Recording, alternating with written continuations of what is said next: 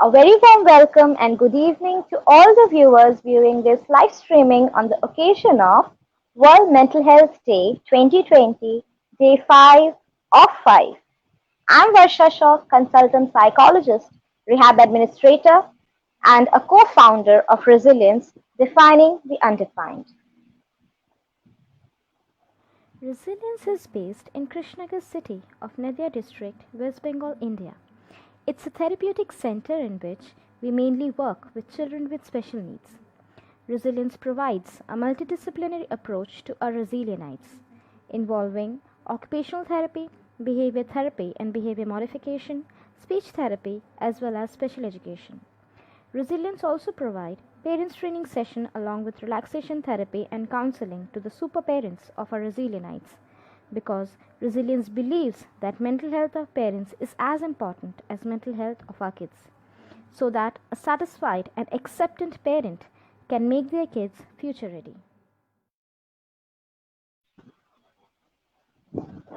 On behalf of Resilience, I would take this privilege to thank all the individuals who connected with us from many parts of the world and showed their keen interest in attending this webinar series, because of which we were forced to live stream this conversation with our eminent speakers so that we can spread awareness without any boundaries or limitations. Now, without much ado, I would like to welcome our speaker for the day, Mr. Debraj Chakraborty, who is going to speak upon importance of occupational therapy on mental health of children with special needs. Welcome, sir. Mr. Debraj Chakraborty is a consultant occupational therapist from West Bengal. After graduating from National Institute for Locomotor Disabilities, he is continuously upgrading his skills through various certifications involving sensory integration, MNRI, and many others. He is also certified in therapeutic listening and behavioral detection of children with autism and developmental challenges. At the very beginning of his professional career, he had worked with various special schools and NGOs throughout West Bengal. At present, he is a co-founder of two rehab centers, namely Resilience, Defining the Undefined, and Retrieve, a center for advanced rehabilitation. His interest areas include dialectic intervention involving mental health and occupational therapy. Now, without any delay, I would request Sir to kindly help us to know what is occupational therapy. Thank you so much, Varsha, and good evening to all of you, our live viewers, and the viewers will view the streaming or the video later on. Whatsoever, the occupational therapy, the term came from uh, the basic term is occupation, right? So, what is the occupation? It means like it doesn't mean like occupation is something like whether is a doctor or engineer or whatsoever. Occupation, it is related to our work, our activity, right? Like every human being is doing their his occupation or her occupation, right? Now occupation means whatever we are doing, and that should be meaningful. Okay, whether it is activity of daily living, whether it is self-care, whether it is any kind of vocational activities or anything related to my earning or the several. Okay, so occupational therapy, it is a therapeutic approach, and I can say holistic approach, and it helps when there is a need to restore any kind of physical or functional areas, and related to our occupation, if there is any need for any kind of therapeutic approach related to psychosocial areas. Okay, if I will elaborate this occupational therapy, I must say what are the areas occupational therapy occupation and occupational therapist basically work. Okay, an occupational therapist work in a condition of orthopedic issues, neurologic issues, uh, developmental disability or pediatric cases, Occupational therapy helps in mental health related issues or community rehabilitation and hand rehabilitation. That is very much important, and we are still spreading awareness throughout India related to hand rehabilitation or the need of an occupational therapist. Okay. And very recently in India, occupational therapy master program has been started in oncology. I hope. Okay. So occupational therapy is the thing that will help any individual who is suffering related to this kind of issues. So our Right. topic is today, I think, importance of occupational therapy on mental health of children with special needs, right? Hmm. So it's not like it's very similar when when an occupational therapist is working with a pediatric case or a child or an individual who is having issues regarding his neurologic issues or something like that, like autism spectrum disorder or attention deficit hyperactive disorder or cerebral palsy or Down syndrome. So mental health has a very, very important role to, assess, to intervene and provide satisfactory therapeutic approach towards that. So occupational therapy in children with special needs, how it come? Basically, if I will say, like, every human beings, as I said, every individual has a particular occupation, right? When an individual is a child, his or her occupation is play. Okay. When an individual is adult, his or her occupation is work. When an individual is older adult, his or her occupation is leisure activity. Okay. So when I'm talking about children, their occupation is play. Now, play is the key of development in several sections like communication, in physical functions, in psychosocial and orientation, cognition, and intellectual conditions. Okay, so an occupational therapist is working with the children with special needs. So he or she is taking care of all those areas to provide the satisfactory, approach so that the individual or the child will get the optimum level of development to fulfill his or her needs and will able to develop for a better condition. Okay, so will you ask me some question or I will elaborate those things? So you can go for elaboration, not an issue. Okay, so as the topic is mental health of children with special needs, whether the child is uh, in the category of cerebral palsy or Down syndrome or ASD or ADHD and other several things, any child can have a mental health issue. What are the basic symptoms that we mostly found in children with special needs? Those are like anxiety, Hmm. those are like impulsiveness, okay, those are like hyperactivity, those are like inattention, those are like childhood depression. Fine. Now how these things are going, are developing.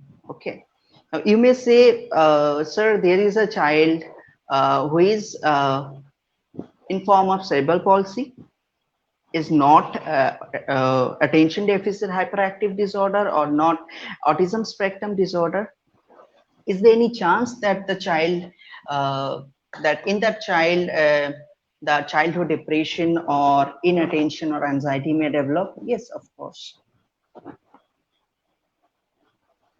Now, how it develops? Human beings, the brain of human beings, those are most sensitive in the stage of childhood. Okay, so when a child is, you know, communicating, when a child is doing his occupation related to play, when a child is developing in every manners, any kind of any sort of issues or any sort of, you know, experience that can be a reason of development of anxiety or those kind of mental health issues. Okay, so if I will talk about play, okay, before talking about play, I just made some points. uh,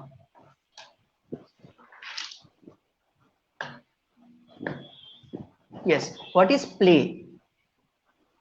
Okay, what is play? If someone will say, yeah, my child uses to play with various things like a bottle, like a cup, a shoe, a bottle of hand wash, is that a meaningful play? No. No.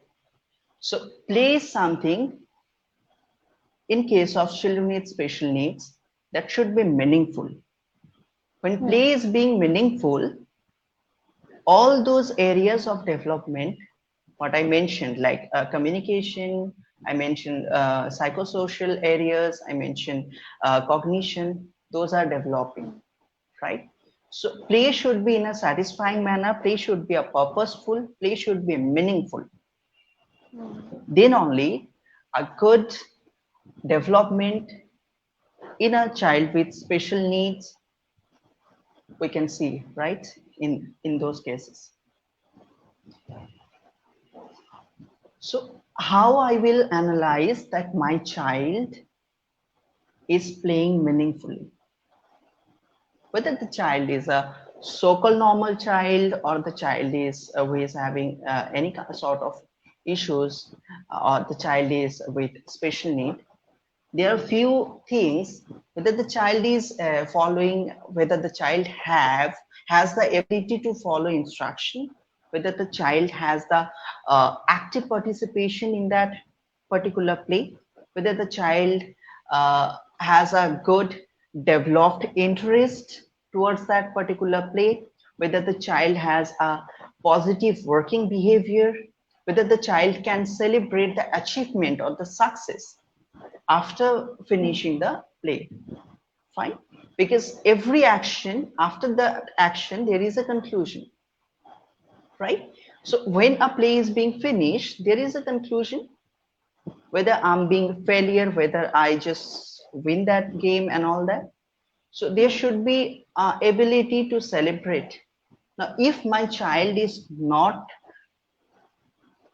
if my child cannot celebrate, if my child doesn't take any kind of initiation or interest toward that particular play, so what are the areas, those are you can say like behind that problem? Child may have cognition issues, child may have communication issues, child may have issue in, again I'm telling, psychosocial areas. Fine. Now when being a parent I'm interacting with a child, what should I do? Fine. So what should I do? I have to be, I have to get enough patience, I have to develop enough patience in me, because when I'm asking for any reaction related to that particular play from my child, So I have to develop enough patience, cause my child may take a little bit more time to respond toward that particular action or particular action in play. Fine. The second thing, whether I have that connectivity, whether I can do that particular much connection to my child in base of emotion, okay, or do I provide enough supportive attitude to my child? If not, the child may take the child may not able to interact, or the child may not develop interest in himself or herself to engage or active participation in that particular play. And I have to get a lots of love and affections towards my child whenever I'm communicating, whenever I'm uh, engaging with my child towards a play. I must show a positive behavior, and always I'll have to be satisfied even my child can respond beyond my expectation, or very few, like I expected 90% or 100%, my child just uh, show 5%. But I have to be enough supportive, I have to be enough satisfied, so that the child will gain enough self confidence, right? So basically, sir, The next, you're trying to explain our parents that if we can reduce our expectation from the child, then only we'll be able to see the little bit the improvement that they're doing. absolutely, not little bit, you will able to find a lots of improvement and development in your child. Right. Because when he or she is a child, the most important phase of developing a good and healthy emotions that will help a development of good functional brain, Right. right? And one thing I must say, when I'm you know uh, participating with a child, when I'm being engaged with a child regarding any sort of activities, I should not judge. Right. Okay, when I'm judging, basically what I'm doing, when I'm judging my child, suppose I just provide him or her a particular play, like any kind of, basically in children with special needs, lots of tools or things we used to provide daily basis, like any kind sort of beads or ribbons or form board, shape board, that is also a play. When I'm playing with that with my child, that is not a toy, that is a tool. Okay, Hmm. so when I'm doing that, I should not judge my child that how much he is capable to do that, whether he will do in a satisfying manner or not. Because when I'm judging from my perception, my point of view. Right. And who says that I'm correct? Right. Right. So without judging, we can do we can make a good understanding, we can make a good we can do a Analysis. good analyze, yes, exactly, we can do a good analysis, so that we'll able to find how much and how he or she is trying to get interest in that particular activity, or how much he or she is trying to doing that particular activity. And that depends on a child self confidence, that must develop self confidence in child, that must develop a good self regulation skill, that must develop a good self-control, that will develop a self-image, that will develop a self-esteem in child. Right. So without judging a child, when I'm analyzing my child during an activity, Hmm. so I'm getting a lots of information, Right. and I will able to find what are the limitation areas, what Hmm. are the areas of abilities. Right. So when I will get these are the limitation areas that I may find, I can consult to that particular therapist, right? Especially Hmm. occupational therapist. Fine. So these are the formats in which we can engage with our child related to play. Hmm. Now the thing is, as I said, in children with special needs are lots of, yes, of course, their mental health. In most of the cases, their mental health may disturb. Fine. So what are the areas basically affected? As I already mentioned, that self-esteem, self-control, self-confidence, coping skill, self-regulation, and disturbance related to, you know, state of mind that can be conflicted. Hmm. Okay. So these are the areas basically being disturbed in children with special needs related to mental health. So when I'm finding these kind of issues, I must talk to occupational therapist to whom my child is going to take therapy and all that. Right. Mm. So I would like you to explain about means we have already had four sessions earlier in which our speakers have talked about pressure. I mean, it's not even pressure, a touch. And I guess there is an Attachment. importance of touch in occupational therapy. I would really request you to kindly say something about that.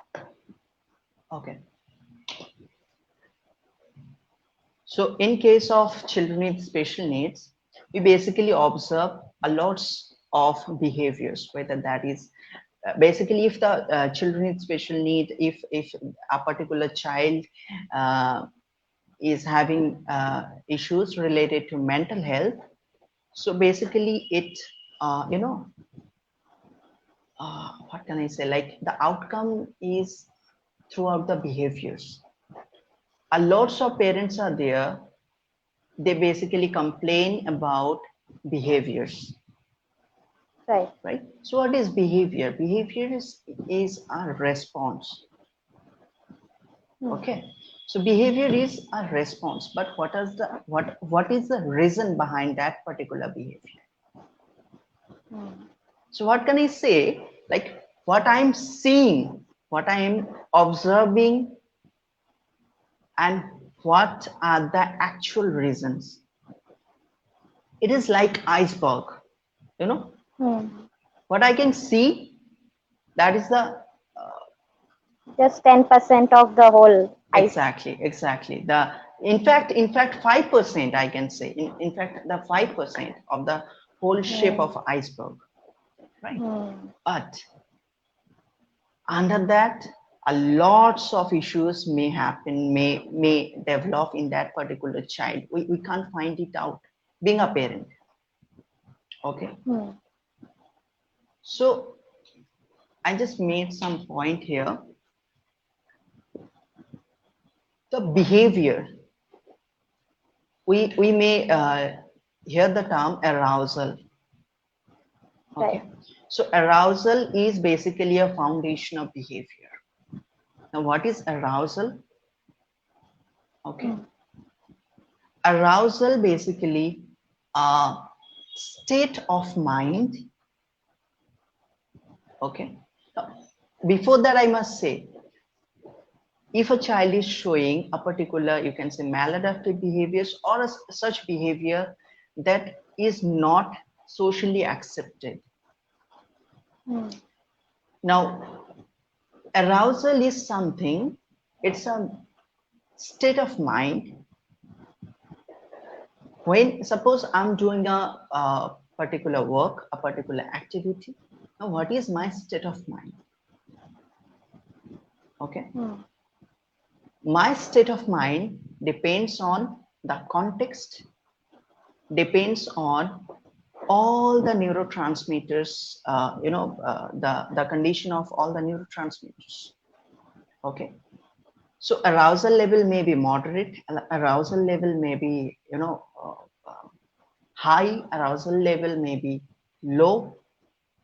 Hmm. Okay, so arousal level, it totally depends on three things. The first thing is emotion, second thing is cognition, and the third thing is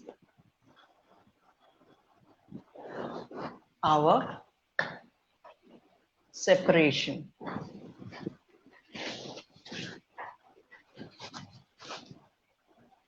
Okay, so suppose a child is doing a particular activity. Now, arousal level depends on his or her emotion. Okay, so it always doesn't matter on the cognitive level of that particular child. What happened basically, I get a lots of complaint like, sir, whenever my child uses to come at your clinic, at your setup, he or she uses to do all the activities in a very satisfying manner. But when I'm doing the same activity at my home, basically you can say the most comfort place of a child, okay, but he or she is not responding in that kind of satisfying manner. So it Hmm. differs the emotion, not only the cognition. And again, if the emotion is being disturbed, why the emotion is being disturbed? There is a connection with attachment. Okay. Right. Now, what is attachment? We all know already. Nilanjana ma'am and all the speakers told about that attachment a little bit. So I can give an example. There is a research, uh, most probably it was of 2004, with a group of what I think a group of rats, I believe. And I already discussed about this thing with you, right? So what Hmm. are there that the researcher, what they do, they found that a group of rats from their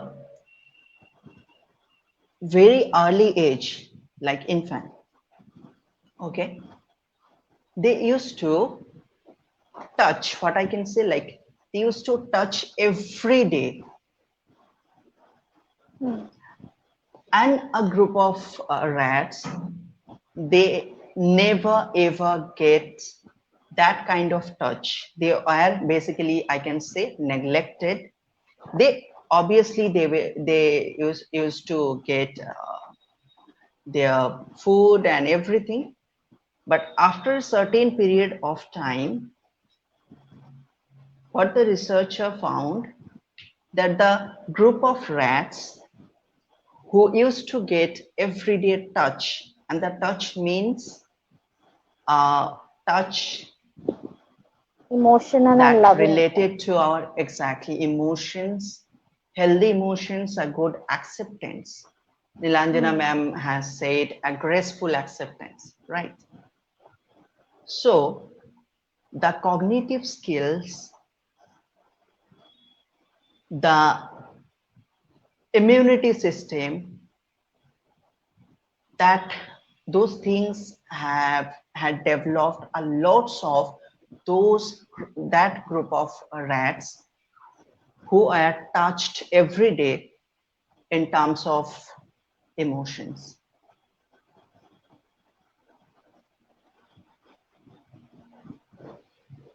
This is so deep. Means if we can understand that even the rats are getting cognition, means getting improved cognition and immune system just with the touch, then if our parents can easily accept our kids and give them that level of touch and emotional acceptance, then definitely it will help them enhance their cognition and immune system too, Of course. So even in basically, what much happened? better way. Hmm. Yeah. So what basically happened that our child, our children basically behave. There are three things like we all know about fight, flight, and freeze phase, right? Hmm. And those phases, those states come from amygdala of our neurobiological system. Okay. So amygdala is something that activates the fear response. Okay. Okay. Is there anyone who doesn't fear of anything, of nothing? I don't think. So everyone we fears, right? So Hmm. whenever we used to fear from something, so our amygdala is being activated, and it sends a response, and by that response we basically show that fear. Fine. Now everything every day used to get a lots of stimulation. Hmm. Okay, like I just woke up in the morning, I just saw my mother's face at the very early, and after that I communicate with my sister, I communicated with my father, I communicated with my pet, and I communicated with a shopkeeper, Hmm. right? So our amygdala basically, what does it do? Our amygdala basically pay attention to the face. Okay. Okay, and when it pays attention to the face, it's doing its work, right? Amygdala is doing its work. Whether I will have to show a fear response, whether it's cool, calm, easy. Hmm. Okay. So we may not aware of such things, that whether my face, whether the way I'm communicating with my child, whether the way I'm responding, I do provide response to my child, whether the way I interact with my child, whether the way I provide instruction to my child, Hmm. is that fearful or not? It depends on how the person is And the most expressing. important thing is that our children with special needs, they already have such issues related to communication, related to cognitive skills, and those things. What happened? He or she may get that fear, he or she may get those kind of negative response, but he or she may not able to provide that information, that yes, I feel fear, I feel scared, yes, I'm feeling uneasy, I'm feeling uncomfortable. Hmm. Fine. And again, related to that attachment, I must say there's another thing that comes as trauma. Right. So what is trauma? Trauma is something that I just got a road traffic accident, I have been admitted in trauma care, that is trauma. Is that trauma? Or I just got a you know uh, huge shake in my mind, something like I just uh, lost my very important person in my life or something, and I just got trauma. every day we may get trauma. And those trauma, and I don't know enough about that, you're a psychologist, you must say, a trauma, basically, if we may not care about that, we may not know that that was trauma, but that is being, stored in my unconscious level, in an unconscious level or subconscious level. I don't know about that very much. That's a part of psychology. Okay. So trauma is basically a tremor in our soul. Fine. Like when I just woke up in the morning, I just saw a very unknown face. And that face was not supportive or friendly with my emotion. So what I got a trauma. Maybe. Okay. I have an example. There is a girl child. She is most probably 10 to 11 years old. And what are the complaints I got from her mother or parents? That the child knows such amount of academic skills, right? If I will elaborate it, the child make a sentence related to a particular word. The child can do the child can write 1 to 100, and the child is basically a delayed developmental. The child was in delayed development, and the child has mental retardation. Now, the complaint I got from her mother is, my child uses to forget something, forget very often, like what I just taught her today, tomorrow she will able to describe that, she will able to write down that, she will able to talk about that, you know. But after a few days, suddenly the child uses to, like, in a shutdown phase, the child just forgets everything or forget that particular things that I already taught her. And she is very much used to that topic. She knows everything about that topic. But suddenly, she just forget.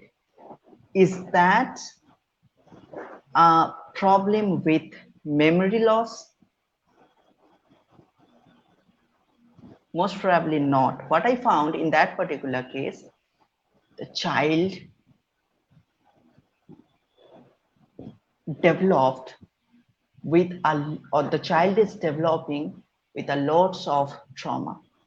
What are the indications uh, that I may find, or I may think that my child is getting trauma? Very few indications are there. I can say decreased ability to think and problem solve. Yes, trauma can make those things. Trauma can decrease the ability to think and problem solving attitude or skills. And exaggerated arousal in emotion to mind triggers. Okay. Stuck in overload and dissociation and appearing shut down. Less capacity of memory and new learning. Difficulty in self-regulations. So we never thought about these things. Being a parent, yes, we can't. Right? But yes, trauma can develop at any point in time. And the fun fact is, trauma can begin in utero. Yes, trauma can begin in utero. Okay, so yes, again, I should say attachment is very much important to get the adaptive response from the child. What we do, basically being an autist, what is my job? My job is to work on to develop the adaptive response in children with special needs, right? Mm. And for that, I will have to provide a holistic and therapeutic approach. And it differs, it varies case to case. Like if a child is having if a child is under category of cerebral palsy, there are basically a lots of frame of reference, a lots of what can I say, like a model, a lots of approaches we occupational therapists use. Okay, if a child related to cerebral palsy, we basically use neurodevelopmental techniques or neurodevelopmental therapy, also with a developmental therapeutic approach. Okay, Mm. and those approaches comes with the manner of play is the medium to provide those approaches. Okay, we provide cognitive and perceptual approaches.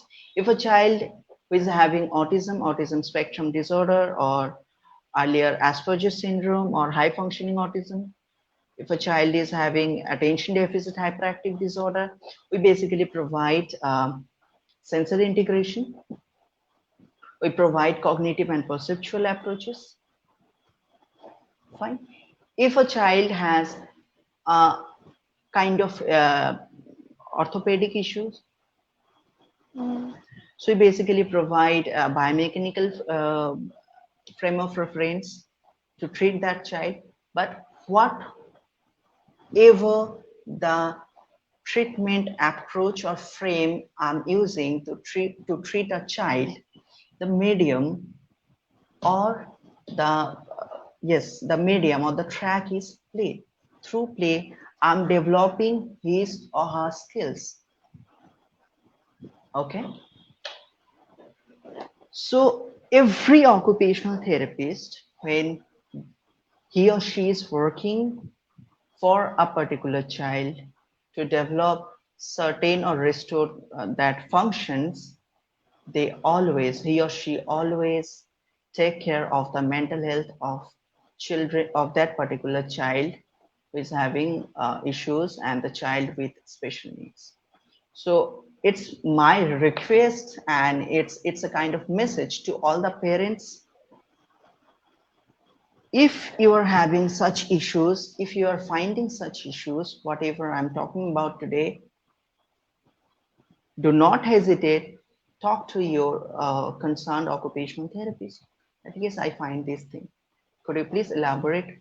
What are the things going on? How it's and these things are happening? What are the basically definition behind those behaviors, behind those outcomes, behind those responses? Right.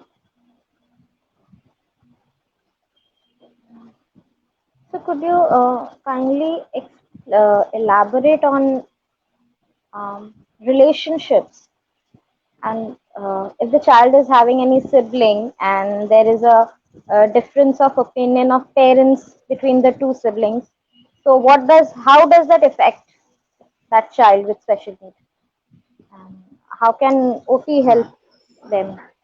Ma'am, I should give you an example. Once I was in a special school as an occupational therapist in a school setup. I found a child. Uh, he's having autism spectrum disorder. He's completely non-verbal.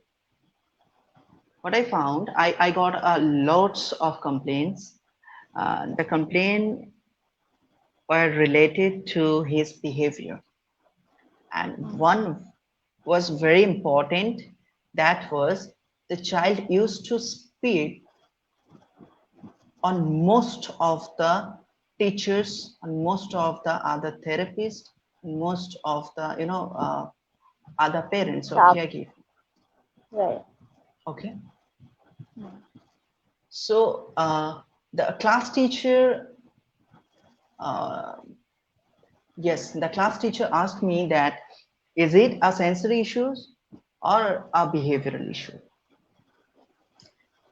Now, to get to know whether it's a sensory issue or a behavioral issue, I got through a lot of things. What I found by observing that child, he doesn't spit everywhere. He doesn't spit on everyone. He doesn't spit on children. No, the child used to spit on few members, few teachers, few parents who used to pull his legs. We used to make fun of that particular child. The child can recognize that face. Suppose a teacher or a parent just make fun of that particular child, and the child didn't able to respond by spitting, at the context was not very much influential for him. But later on in the classroom, when that particular teacher or parent came into that classroom, the child just, stand up and spit on that particular person. Okay.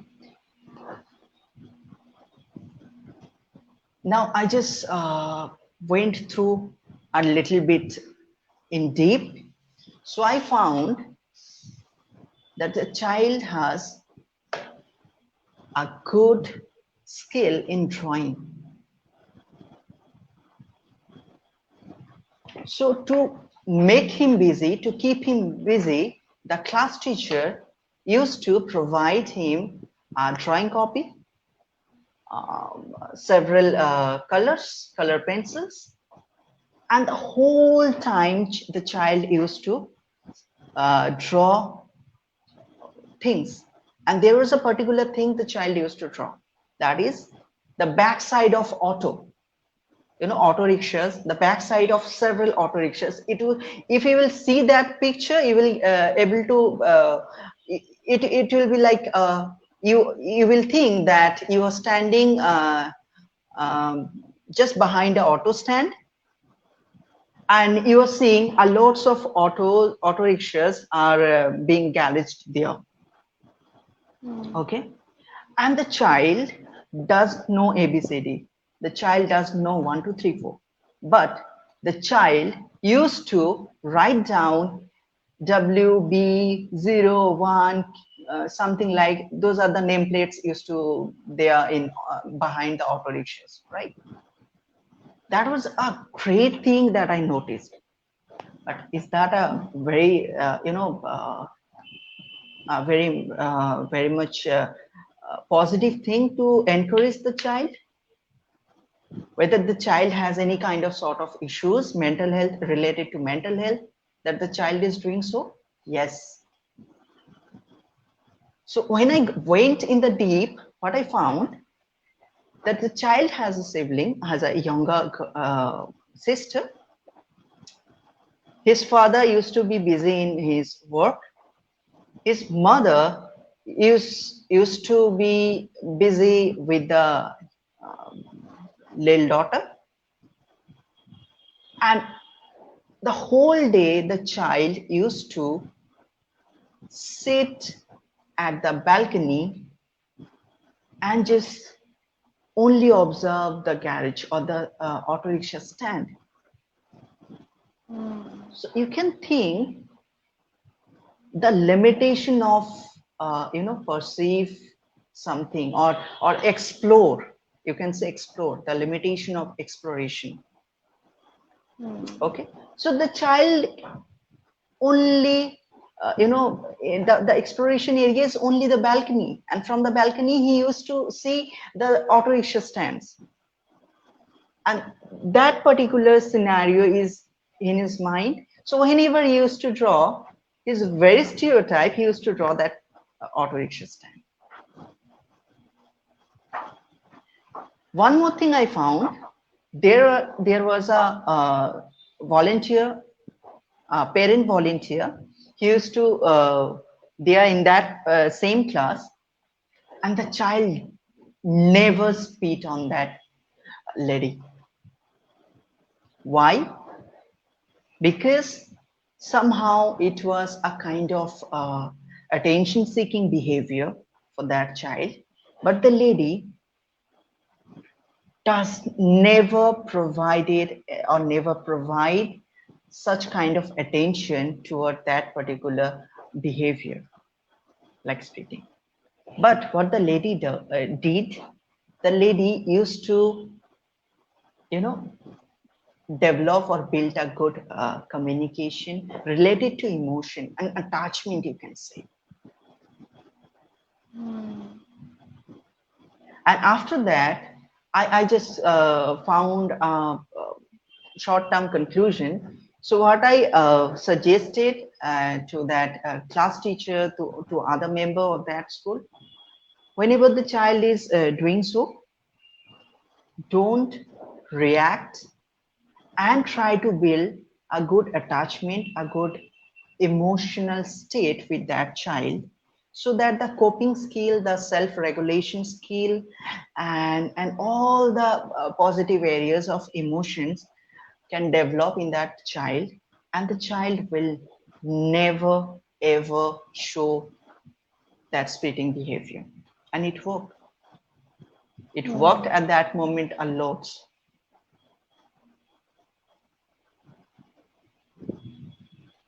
Right. So basically, what I can converge is the as if the child was having autism spectrum disorder. So maybe the childhood in the initial stages he was suffering from sensory issues, and that sensory issues has been provoked and encouraged, or has been positively reinforced, because of which he got an idea about attention seeking. That has is that so? It's it basically vary. Okay. Okay, so it's another chapter. If I will go through that, it would be much more longer, related to sensory integration and sensory processing disorders, and related to that, how the behavioral issues usually occurs. The most important thing, what can I say, when a child is getting sensory integration, when a child is having autism spectrum disorder, the child is getting sensory integration from certified occupational therapist, right?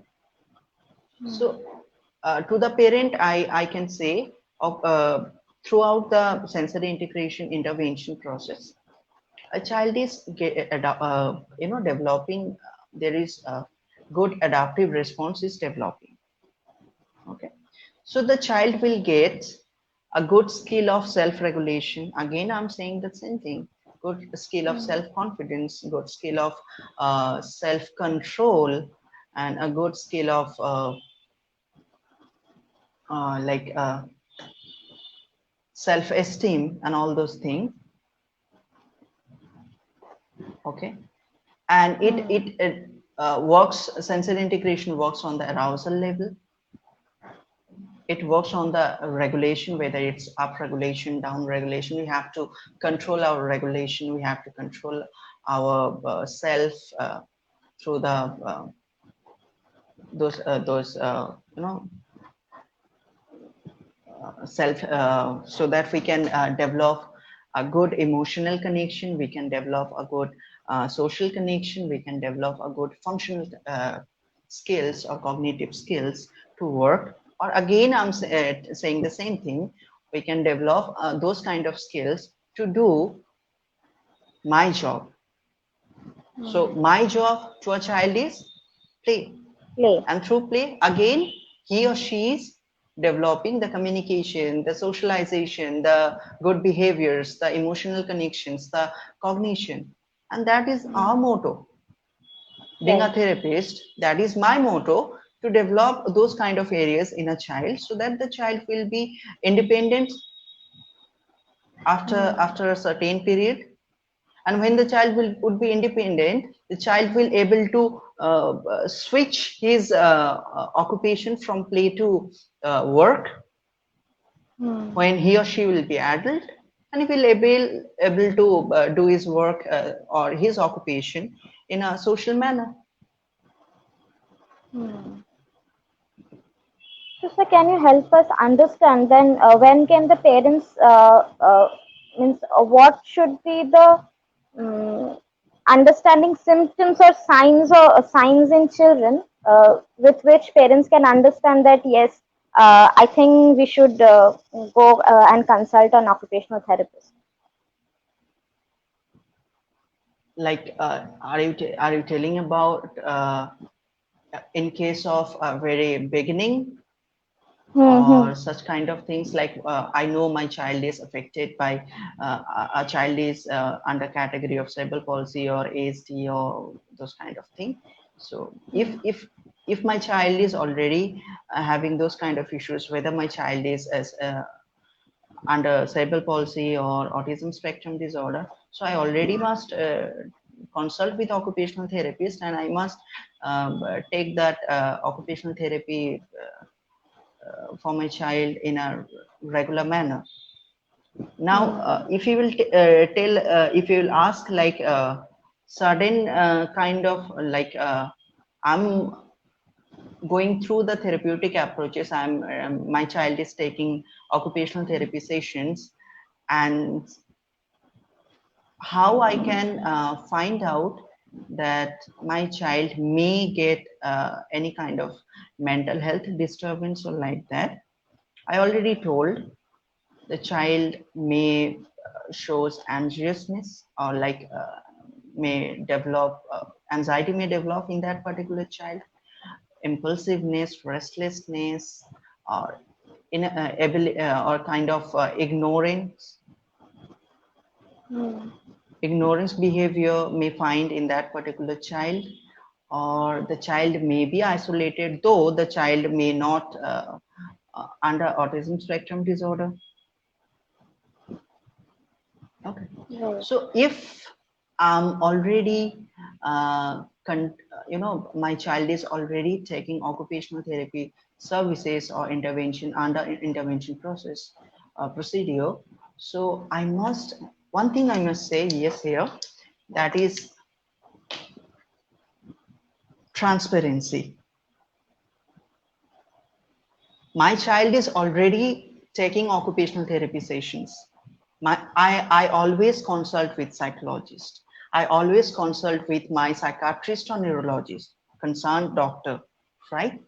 So whenever I may find any kind of issues or any kind of sign or symptoms that can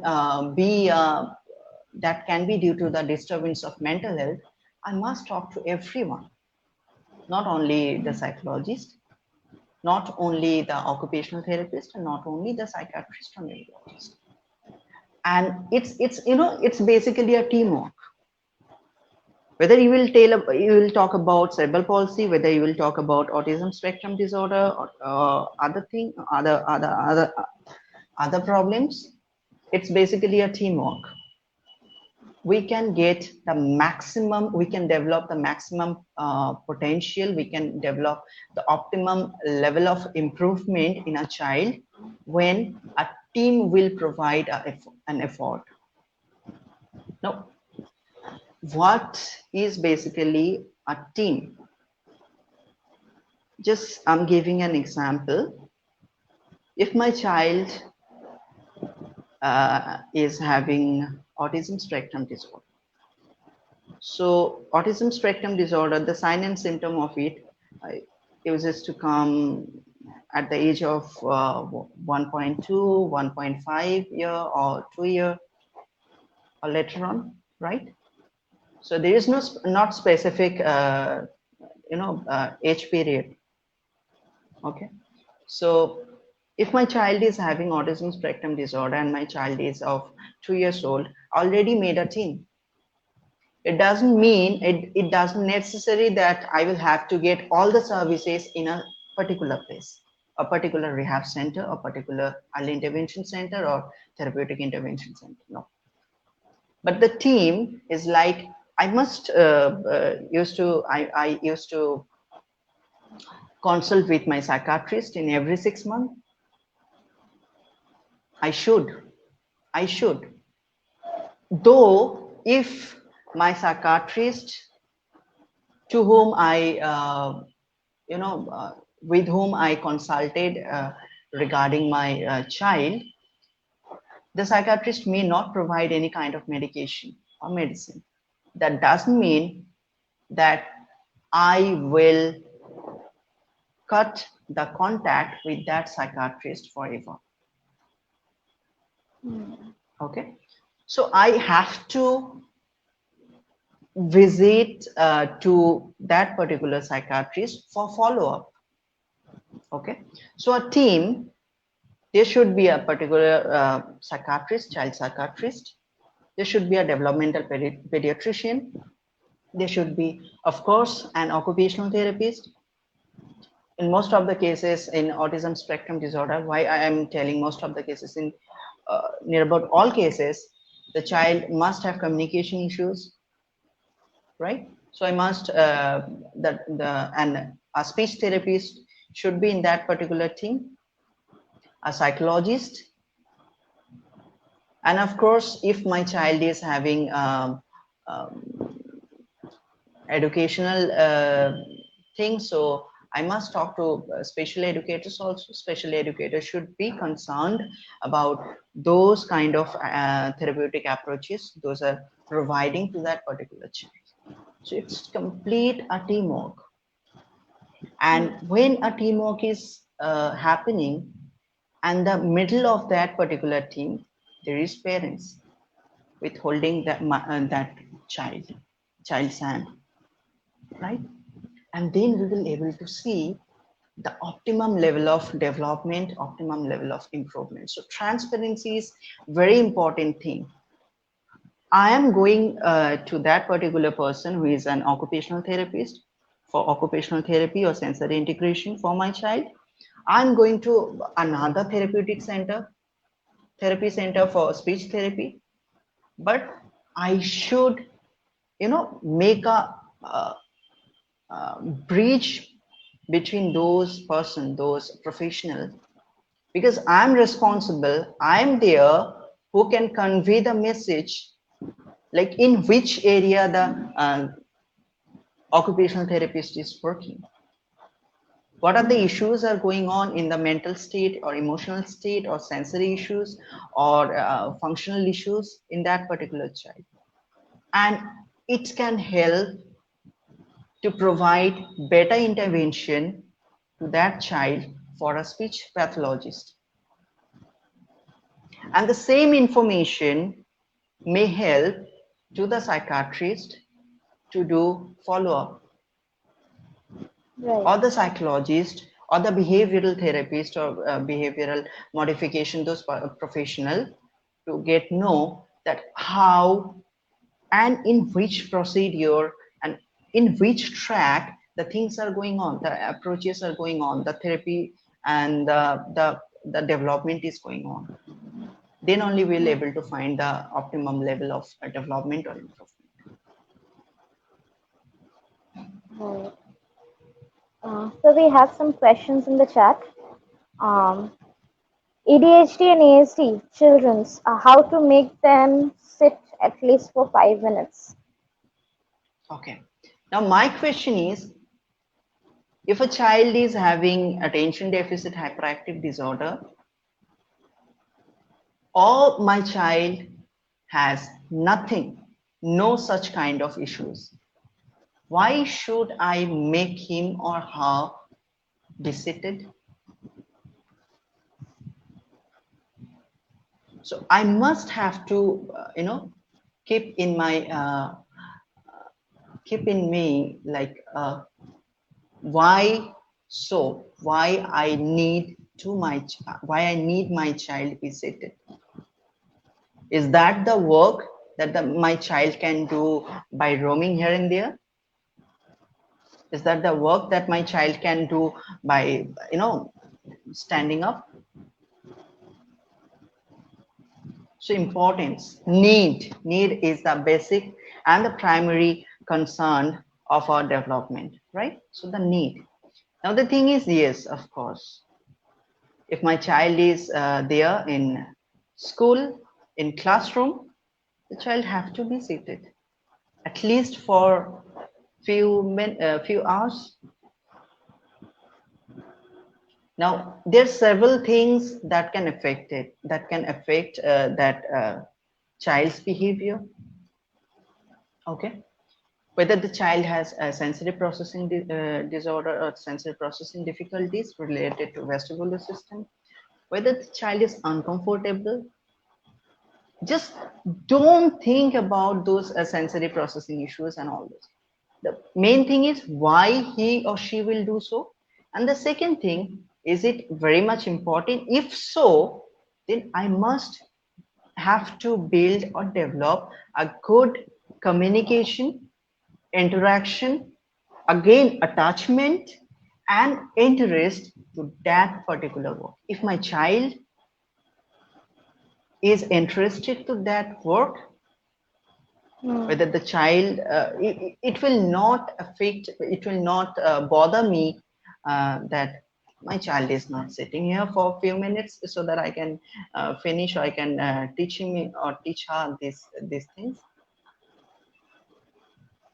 So if you will build a good interest in that child, if you'll good build, if you'll build a good concept, if you'll build a good coping skill and a good emotional attachment and communication interactive skill, the child must sit. Though there, if the child has, yes, of course, in case of attention deficit hyperactive disorder, mostly sensory processing difficulties are there. Yes, so if you will talk about, if you will talk to an occupational therapist, to whom I'm saying that whoever is questioning that, I think your child is having occupational therapy session. So already I believe that occupational therapist is working with a sensory integration frame. So it will work. You may get the result. You must get the result, but it may take a little time. Again, it's about expectation. If you expect that I'm just getting occupational therapy sessions for my child, and my child will will be habituated in, or will build a good sitting span within 10 to within 8 to 10 or 5 sessions, it may not, because it varies on the sensory issues. Okay, so but of course, being a parent, what you can do, I already said, you can go, you can build a good interactive skill, interactive or attachment. You can build you can build a good interest. You can build a good coping skill. Okay, through play. Again, everything is through play. I think so. Uh, Even in case of us, if we are not interested in any work, I don't think so. I'll be sitting with that work for long. just yes, just I'm giving you an example. You may notice that my chair is moving, right? And since the long 1 hour, I'm moving, right? Why so? I'm a little bit of nervous regarding this, online streaming, this Facebook streaming. So I'm just doing so. Does it affect on my work, on my occupation? No. No. So if it doesn't affect on my occupation or my work on that particular activity, so that is not a thing to bother about. Exactly. So if we can help the child develop self-regulation skills, then even with And that that same that's issues, the, yes, exactly, and that's the work of exactly, occupational therapist. But you have to know about that. Being a right, parent, you have to be concerned about that. What is occupational therapy? What is sensory integration? What is self-regulation? What is coping skill? And being a parent, What can I do? What should I do? Hmm. And one most important thing I must say, I got a lots of questions like this. Whenever a parent came to me, sir, what should I do? What kind of activities I should approach to my child at home? Right. We But also have a being a question parent, same in our chat. yeah, yeah. But did we realize or did we think ever that did we ask that therapist that how we will do so, Right. how we will provide that particular activity to learn or to get involved? Hmm. The way, being a parent, the way I'm interacting, the way I'm my behavior, the way I'm interacting, the way I'm communicating, the way I'm approaching to my child, that is most important thing, rather than the activity. The activity, your occupational therapist, the activity related to academic area, your special educator, the activities related to other fun, your school teacher, your behavioral modification professional or behavioral therapist, several professionals are there who can guide you uh, based on their aspect of expertise or profession. But how you have to do that, how you'll have to approach towards your child related to that activity, that is most important. And you can seek advice, you can get advice for that, but you will have to change your mindset. Of course, Right. being a parent, we'll have to change our mindset. We'll have to, and again, it those all things are interconnected, right? At the very beginning of this talk, I already told about don't judge your child, try to understand, try to analyze, right?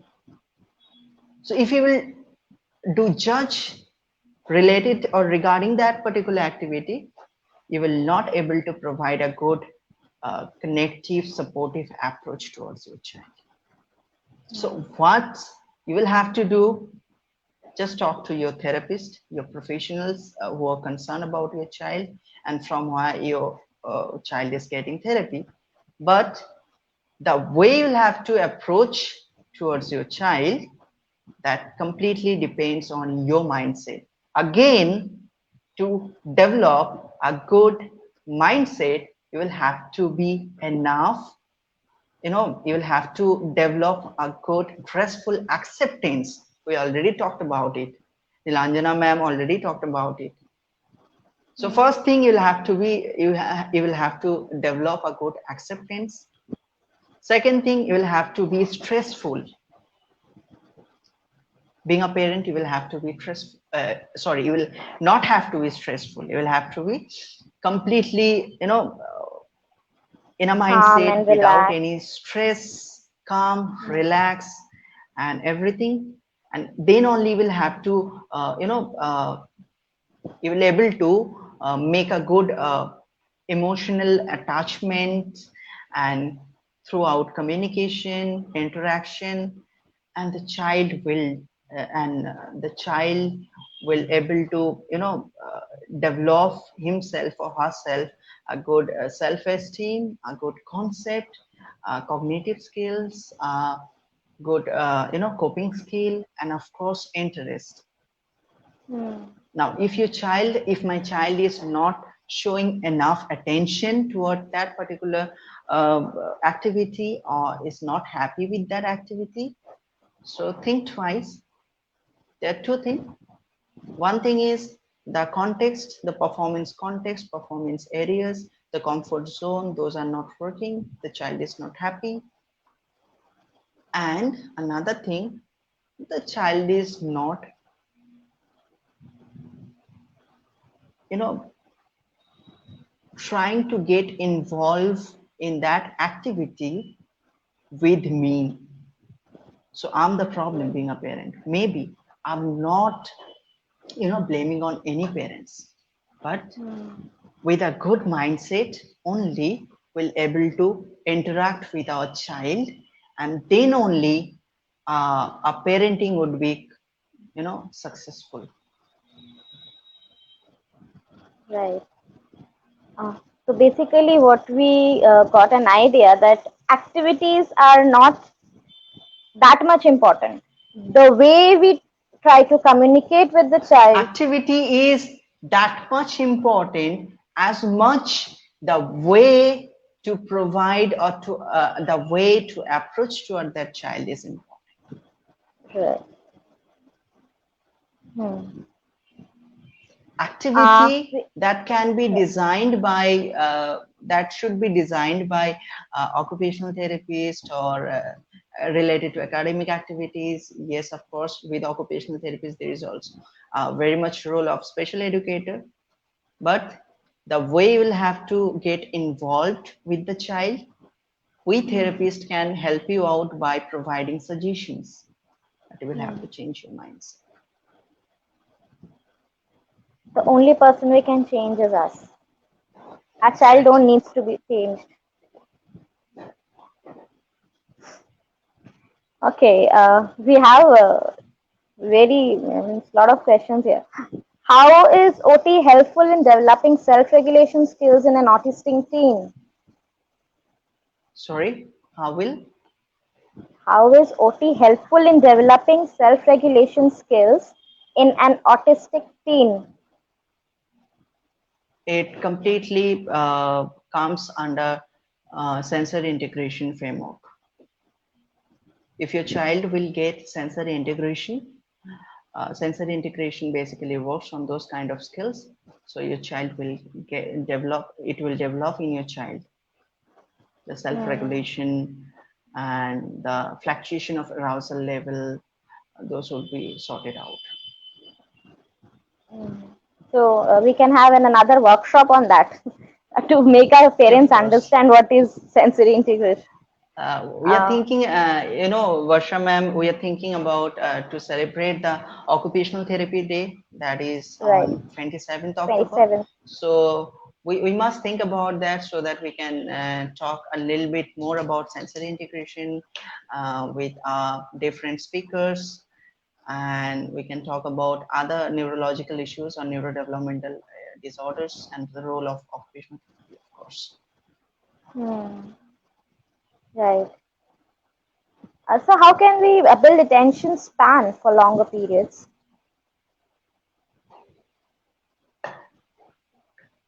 See, in reality, what happened if my child is having autism spectrum disorder? I may not find that my child will provide such a certain amount of attention. So it's very much needed to be to balance in between the our you know the reality. Okay, like my child is not providing enough attention span. First thing, if my child will get therapy sessions, of course, it will work to develop a good attention span. But again, don't expect a much. Like if the expectation is meaningful, then fine. But what we basically do, being a parent, we basically, you know, আমরা না চাপিয়ে দিই বাচ্চাদের উপর।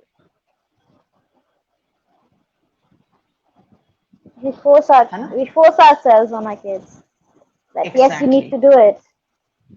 Exactly. But we never think that whether is it possible for him or her to act according to my expectation. So of course, if your child will get occupational therapy session in sensory integration framework and other cognitive approaches, attention span must increase or develop. But you must have to, feel that how much is enough. If 5 minutes is enough, why should I run for 10 minutes or 1 hour?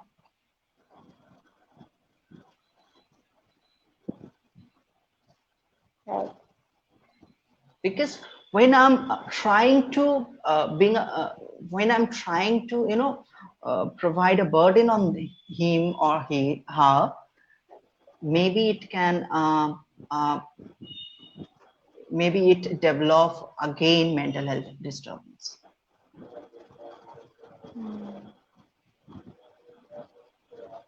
So, we as parents or therapists or society, we should understand that our expectation should be in accordance to the ability of the children and not on our level of perception. Exactly, an ability that can be increased through therapy. Definitely. Okay, so there's nothing to nothing to lose. Hmm. I can't expect. I will have to. I can't judge. I will have to analyze. I will have to plan a goal. I will have to make a goal. I will have to make a target. And according to the ability, child will able to react. But no one says that ability that cannot be developed, the ability that cannot be increased Hmm. by providing a good therapeutic intervention. The ability will develop, and after developing abilities, the next task is to you know uh,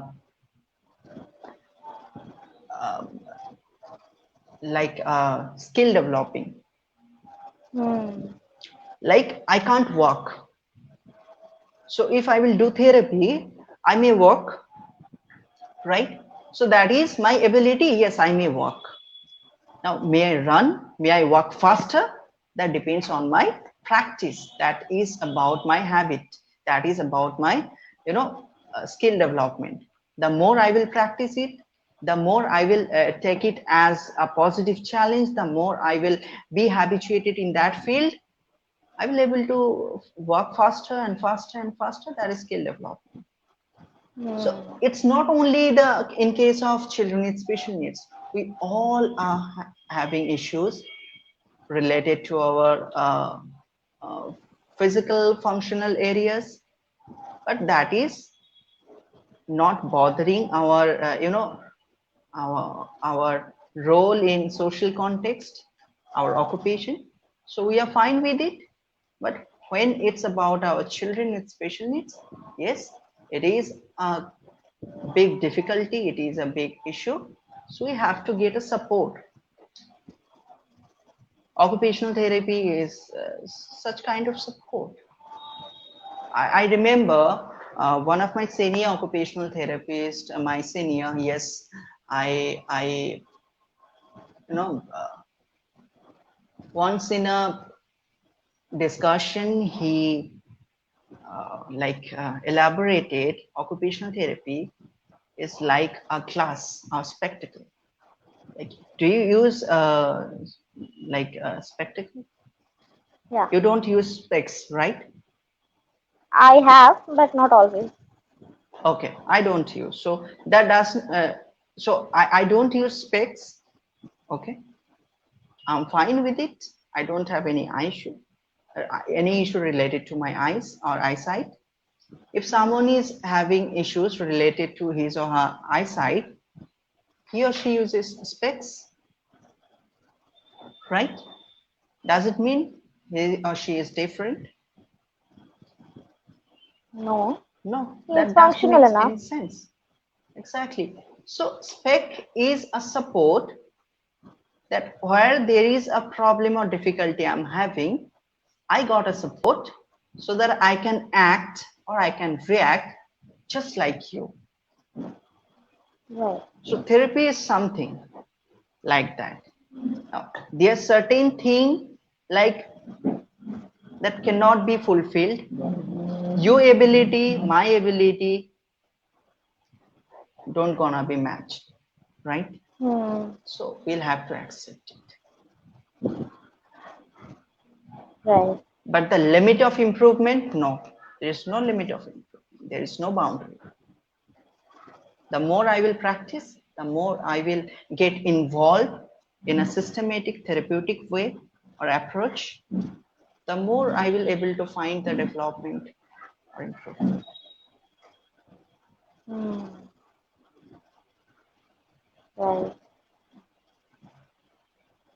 So all in all, for our children with special needs, all we need is a multidisciplinary approach along with a very healthy attachment with parents for a complete Extremely, rehabilitation. extremely needed. Right. So I guess there are no more questions from the viewers. Uh, we can close down for today, and as if it's the last day, I would definitely would like to inform our viewers that here will we are very we are going to arrange another webinar or live streaming on the occasion of Occupational Therapy Day. So you'll get that information on our Facebook page very soon, and we'll be expecting you all on that occasion. Uh, thank you,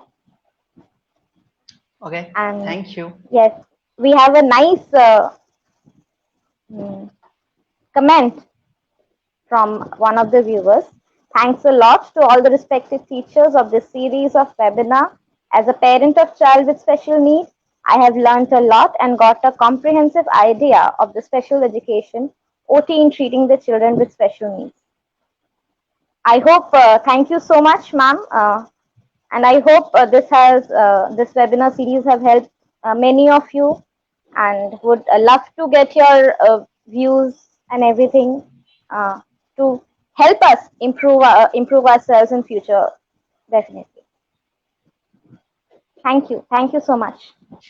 Bye bye. All right, Varsha. Bye.